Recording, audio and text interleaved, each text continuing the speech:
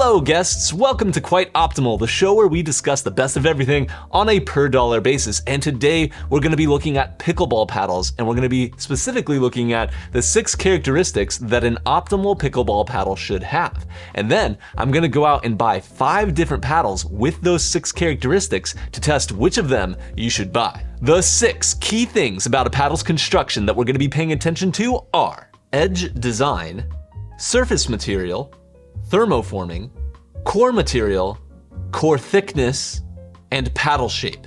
First, let's talk about the edge. Paddles can either feature an edgeless design or they can feature an edge guard. Paddles without an edge guard are a liability because they can crack or chip if you drop them or if you hit them on the pavement while diving for shots. So we are definitely looking for a paddle with an edge guard for our optimal paddle. Second is face material, which can be wood, fiberglass, or carbon fiber. We are going to want raw carbon fiber for our face material because it's gritty, which is great for creating spin. And raw carbon fiber will retain that grittiness for as long as possible. Some paddles, like the Selkirk Lux Control Air or the Friday paddles, use painted on grit, which works great at first, but does wear off over time. So for the sake of longevity, we're going to stick with raw carbon fiber. Third is the use of thermoforming technology in a paddle's construction. Now, paddles that are thermoformed are sometimes called second-gen paddles, and you might think that because they're called second-gen, that they're going to be better than first-gen paddles, and they are in a lot of ways.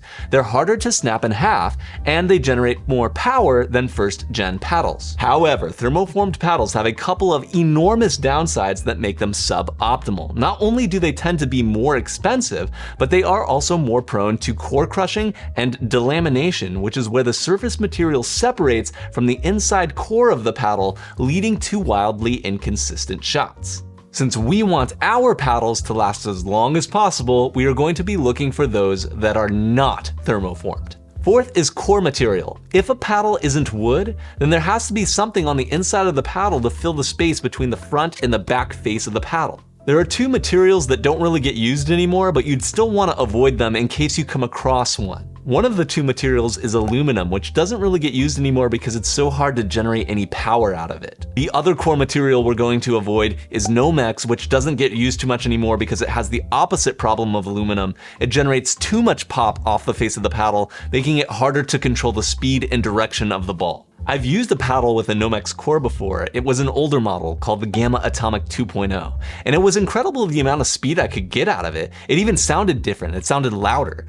It almost attacked your ears as much as it attacked the ball, but it was so much harder to control. I was missing my drop shots more. I was missing my resets more. Because of that, nearly all new pickleball paddles use a polyethylene polymer honeycomb core, including the Gamma Atomic 5.0, so that's what we will be looking for in our optimal paddle as well. Fifth is paddle thickness. The thickness of a paddle can be anywhere from 10 millimeters to 20 millimeters, and the thinner paddles are going to be lighter and able to hit the ball faster, so those are going to be for power players that want to hit the ball hard.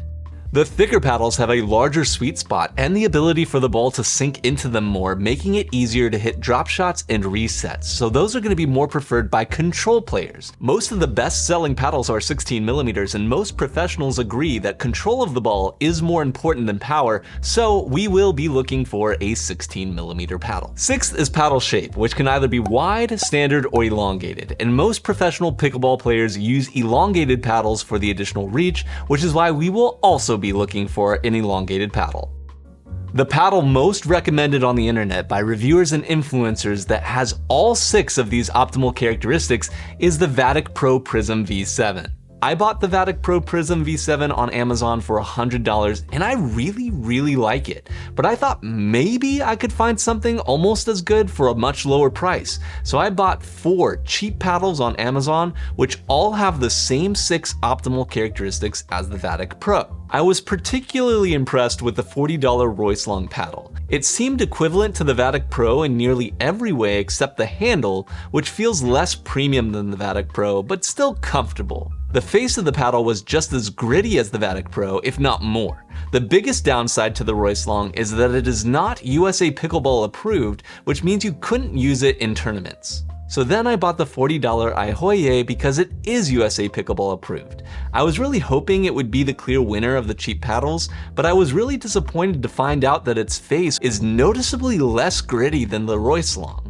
So then I got the $40 FMEIDA, which is also USA Pickleball approved, and its grittiness falls right in between the Roycelong and the Aihoye, but I can't really recommend it because the handle is more rectangular than round, making it noticeably less comfortable than any of the other paddles. So then I thought maybe I just need to spend a little bit more to find the optimal paddle, so I bought this $60 Hisk Paddle on Amazon, and I absolutely cannot recommend this paddle either. The face of it is not very gritty, just like the Aihoye, but it's just more expensive. And if you're wondering where that extra $20 is going, I suspect it's all going into packaging because it's the only one of the paddles, including the $100 Vatic Pro, that comes in a fancy box rather than just a plastic bag.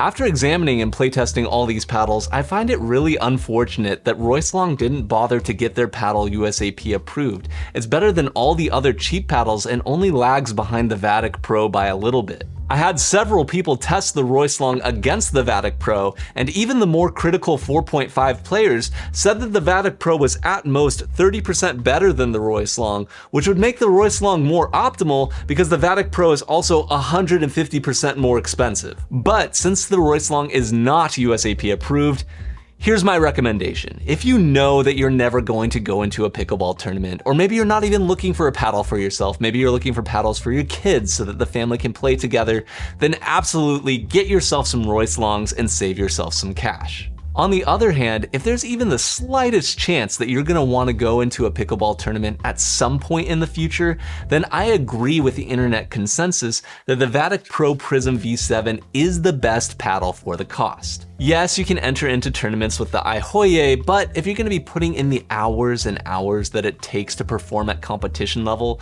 you're gonna need the grippier surface of the Vatic Pro, and you're gonna want the more comfortable handle. I left links to both the Vatic Pro Prism V7 and the Roycelong in the description below. If you'd like to watch more unsponsored videos on optimal living, I've left them for you just to the right of the hat rack. And should you ever have need of a ritzy bellhop again, you can summon me by ringing that secret bell that appears after hitting the subscribe button.